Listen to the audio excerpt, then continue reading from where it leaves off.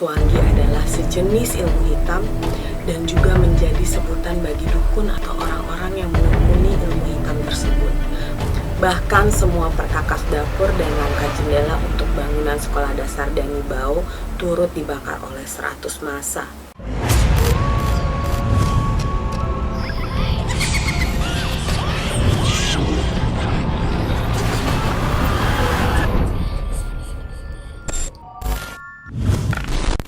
Halo teman cerita, jumpa lagi di Cerita Ara. Tapi sebelum kamu nonton Cerita Ara, jangan lupa siapin kopi dan cemilan kamu. Kayak aku nih, yang udah ditemenin sama kopi Kimpoy. Kalau kamu mau pesen kopi Kimpoy, bisa cek di Instagram @kimpoy.id.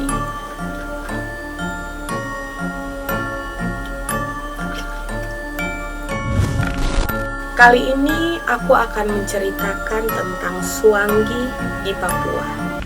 Suanggi atau Suangi dalam Kamus Besar Bahasa Indonesia memiliki arti burung hantu.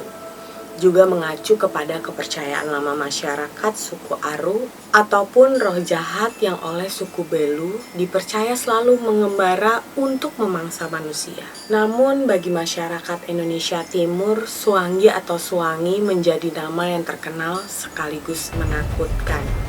Ini karena Suanggi adalah sejenis ilmu hitam dan juga menjadi sebutan bagi dukun atau orang-orang yang menekuni ilmu hitam tersebut. Suanggi ditakuti karena ilmu hitam ini biasa digunakan untuk membunuh musuh atau orang yang tidak disukai. Penganut atau dukun Suanggi biasanya hidup di hutan dan terkadang hidup berbaur dengan masyarakat sekitar. Beberapa daerah di Indonesia Timur, khususnya Papua, menyebut Suanggi dengan sebutan berbeda-beda. Seperti Diapen Barat Papua dengan sebutan Nyata dan Diapen Utara Papua dengan sebutan Hinata. Beberapa daerah di Kabupaten Yapen, yakni Poom, Ansus, Woi, dan Marau, bahkan masih ditakuti warga untuk didatangi, karena ilmu Suanggi masih kental dimiliki oleh warga setempat. Suanggi juga dikenal hingga di Kecamatan Tobelo, Halmahera Utara, Maluku Utara. Di daerah ini, Suanggi dikenal memiliki wujud seorang perempuan cantik dan mengincar laki-laki hidung belang untuk berhubungan intim. Setelah itu, barulah Suanggi menyerang dan memakan alat kelamin pria tersebut. Di Nusa Tenggara Timur, Suanggi berwujud nenek cantik yang menyimpan sangat banyak kedengkian kepada warganya. Nenek cantik yang hidup pada tahun 1895 di sebuah kampung di Nanggaroro, Kabupaten Nagekeo, ini akhirnya melampiaskan kedengkiannya terhadap seorang bapak yang sedang pulang dari memancing dan berhasil mendapatkan banyak ikan. Kemudian sang nenek ingin agar sang bapak tersebut tidak lagi mendapatkan banyak ikan. Hingga suatu saat sang nenek datang dan menyembah sebuah pohon besar selama 40 hari. Setelah itu sang nenek mendengar sebuah bisikan untuk segera pulang ke rumah dan mempraktikkan ilmu hitam yang diperolehnya. Namun ketika mempraktikkan ilmu hitamnya tersebut, sang nenek akhirnya tewas dan arwahnya gentayangan. Suanggi biasanya melakukan aksinya pada malam hari. Salah satu ciri kedatangannya bisa terlihat seperti bola api yang melayang-layang di atas rumah sang korban. Suanggi dapat berubah bentuk dari bola api menjadi sosok hantu perempuan dengan wajah menyeramkan. Di Maluku atau Halmahera, Suanggi diceritakan sering muncul pada malam hari, berwajah seram dengan kepala bersayap yang terbang mencari mangsanya. Suanggi juga dikenal di daerah ini dengan ritual mistiknya, yakni menari di tengah bulan purnama. Dalam melakukan aksi pembunuhan, Suanggi menggunakan mantra yang mengubah dirinya menjadi bayangan ke rumah korban. Setelah itu dalam beberapa hari, kondisi korban akan sakit secara tidak wajar dan tidak mampu dideteksi oleh ilmu medis. Secara kasat mata, ciri-ciri Suanggi tidak bisa dilihat. Suanggi hanya bisa dilihat oleh orang-orang yang berilmu tinggi.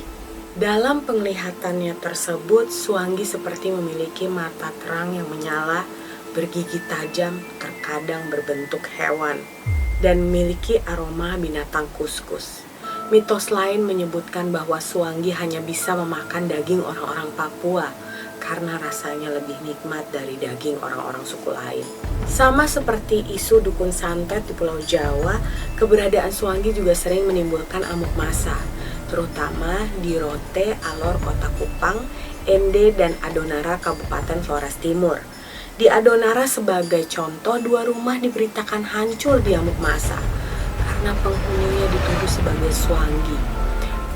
2 rumah warga di RT 6 RW 12 Dusun Watodei, Kecamatan Adonara Barat hancur.